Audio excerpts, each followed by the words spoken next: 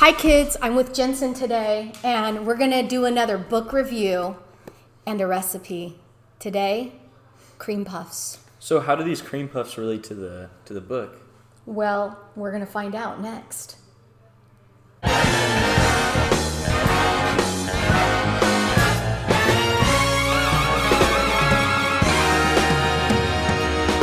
So the second book for book review, first one I did was a really good book called Among the Hidden. And this it is was a really great book. Wednesday Reward. This is called The Wednesday Wars by Gary Schmidt.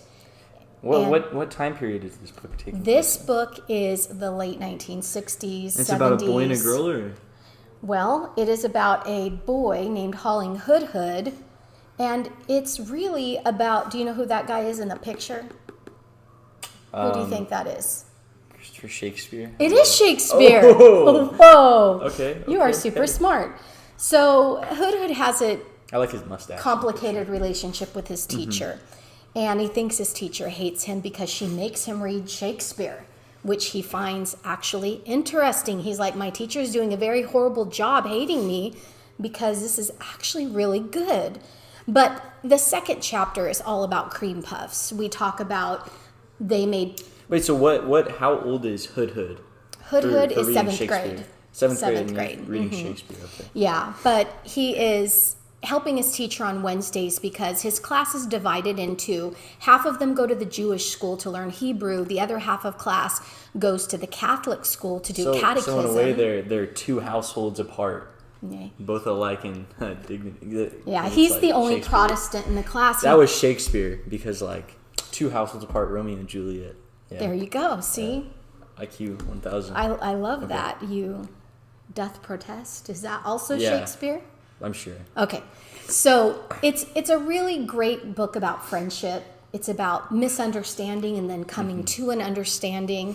It's also it's just Gary does a really good job introducing the very, very serious topics of what that time period was like and what segregation was doing, and it brings it in a very beautiful way. And Holling Hood is supposed to take over the family business. His dad owns Hood and Associates. They live in a perfect house. What is Hood and Associates? It's an architecture firm. Okay. And Hood and Associates is supposed to possibly do a job for the teacher, Mrs. Baker's family. So build a building. Do any characters in this were they involved in the Vietnam War? Yes, Miss Baker's husband is there. Miss Baker's husband was in Vietnam. So it's during Vietnam when people right, are over exactly. Her husband's there, and when the Vietnam ladies, the cafeteria lady, yeah, she actually helps make cream puffs for the Vietnam Women's Hall. And one day Hood is banging out these erasers. Yeah. And her room's open because she says you have to open the room so the cream puffs don't get stale or so they don't get... Is that what we're doing today? We're going to do some cream puffs. And he's doing the erasers and the chalk dust goes up and layers on top of the cream puffs. So are we doing that with this? And then some chalk in our yeah, cream puffs? We're not going to put chalk in them. But it reminded me nostalgically of my Aunt Barbara, because she used to make me and my cousin Deanne cream puffs. Okay. And when you guys were kids, I made you cream puffs. Do you remember? No. I know, I haven't done it forever. So I told my kids in the class when we were reading this, I have a really good cream puff recipe. Are they like eclairs? Okay, yeah, and here's the deal. Cream puffs actually are a choux pastry that's spelled Choux. And the choux pastry can be used for eclairs, which you fill with more of a pudding or a custard. And then I like custard. Cream puffs, which you fill with whipped cream and put powdered sugar on top. But I thought we'd make e-puffs today. E-puffs? Yeah. So it's a half eclair and half cream puff. Oh. E-puff. I thought... Because I'm going to put this. Hey, we're on quarantine. You have to use what you have. But you guys probably all have most of the basic ingredients to make cream puffs. And there's also a bully. He's the antagonist, where Holling's the protagonist of the story. The antagonist of the story is bullying him because he got to eat a cream puff for helping Miss Baker with the cream puffs. but he didn't want to eat it because he knew it had a layer of chalk on it. Yeah. So he hid it in the closet, and the kids found out that she gave him one. So now they're basically saying, if you don't stop at the bakery and buy us cream puffs, we're going to kill you, basically. So he has to walk home by the bakery every day and go, oh, I owe these cream puffs to these kids. There's a lot of cream puffs in this story. I don't know why, but I thought it'd be a fun recipe to make. So are you ready to get started on that? Yeah, sure. Any more questions about the book? No. Will you read it now? It's a good book. Maybe. I think you should read it. And guys, it's in the description if you want to buy the book. There's a link to Amazon if you want to buy this book. It is a good one. Okay, so here we go on the cream puffs. Butter. Let's use a half a cup of water. A wooden spoon actually works best for this. We're going to put a 1/4 teaspoon salt, 2 teaspoons sugar.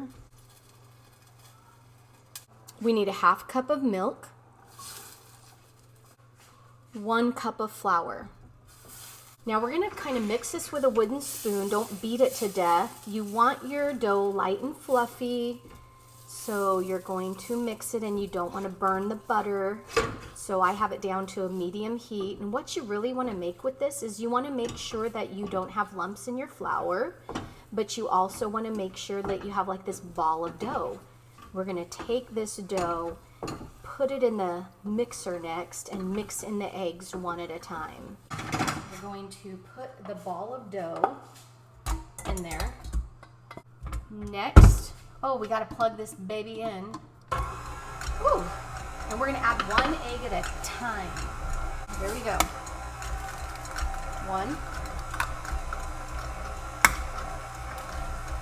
You don't want the eggs to cook, so you want to make sure the dough is not too hot. Last egg. Your dough looks like that. It honestly should have a pipeable consistency. You want to heat your oven to 400 degrees. That'll beat when it's serve Jell-O. It's just this package with 3 cups of milk. Bring to a boil. If you want to use ice cream, you can actually make profiteroles. Cook and serve Jell-O. You just stir it till it comes to a boil. Anybody else notice that the fire wasn't even on? You could see this coming to a soft boil right now. And that's all you want. I'm going to transfer it to this bowl right here and then just put it in the refrigerator. Now, I exchanged it for the choux batter that was in the fridge. It didn't chill long, just long enough to make the pudding. And now I'm just going to spoon it on to the tray. It's nothing fancy when you spoon this. I just use this tablespoon. Pop these things in the oven for 400 degrees for 20 minutes. Gently. It's fragile. Then we're going to turn it down to 350. Let me set the timer. Okay, next part. We got the pudding for the center. We're going to do a chocolate ganache topping. Listen, I'm in quarantine. I can't go get what I need to make my chocolate ganache because I don't have any more chocolate chips. So I'm just going to dig into here, and I'm going to pull out these Ghirardelli rabbits. I think the kids are going to wonder why all their candy's gone. All right, here's the Ghirardelli chocolates. It's a tablespoon of butter, and I'm going to put about a 1/4 cup of half and half in and make a little ganache. So I just took the cream puffs out of the oven, and that's just a teaspoon. I didn't use a piping bag, and they still look pretty awesome. I also heated the chocolate, my chocolate bunnies. Okay, so here is the finished e-puff because it doesn't have whipped cream in it. It's like an eclair cream puff. And Jensen's going to taste test it to see if it is delicious. Fluffy, light, airy. Tell me, what do you think? Go for it.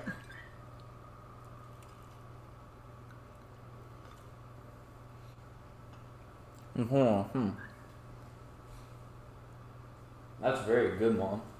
Yeah. It's really like, it's just a little bit crispy on the outside, and on the inside it's really moist and fluffy and like a pillow. You heard it here. Try this book, Wednesday Wars. It's really good. And the cream puff recipe. I hope you have a good day. Bye. Bye. See you later.